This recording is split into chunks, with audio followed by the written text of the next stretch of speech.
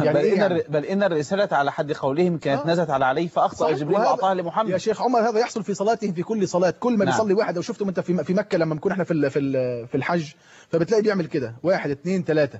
هو ماذا يقصد بها؟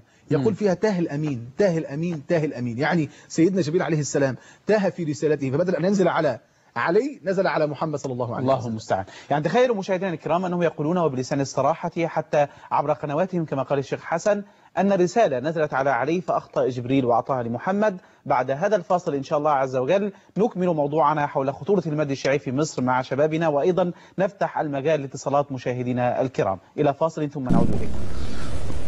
الله أكبر. الحمد لله. أشهد أن لا إله إلا الله وحده لا شريك له، وأشهد أن محمدا عبده ورسوله.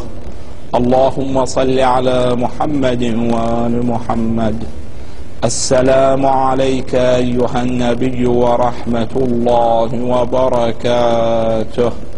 السلام علينا وعلى عباد الله الصالحين.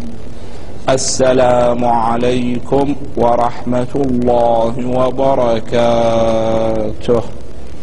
الله أكبر الله أكبر الله أكبر الله أكبر.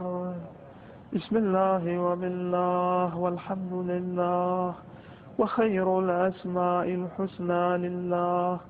أشهد أن لا إله إلا الله وحده لا شريك له، وأشهد أن محمدا عبده ورسوله. اللهم صل على محمد وآل محمد. السلام عليك أيها النبي ورحمة الله وبركاته. السلام علينا وعلى عباد الله الصالحين. السلام عليكم ورحمة الله وبركاته. الله أكبر الله أكبر الله أكبر. الحمد لله. أشهد أن لا إله إلا الله وحده لا شريك له، وأشهد أن محمدا عبده ورسوله. اللهم صل على محمد وآل محمد.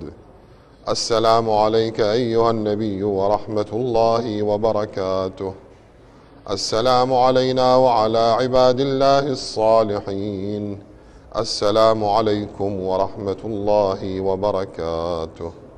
الله أكبر الله أكبر الله أكبر. الله وملائكته يصلون على النبي يا أيها الذين آمنوا اللهم صل على صلوا عليه وسلموا تسليما.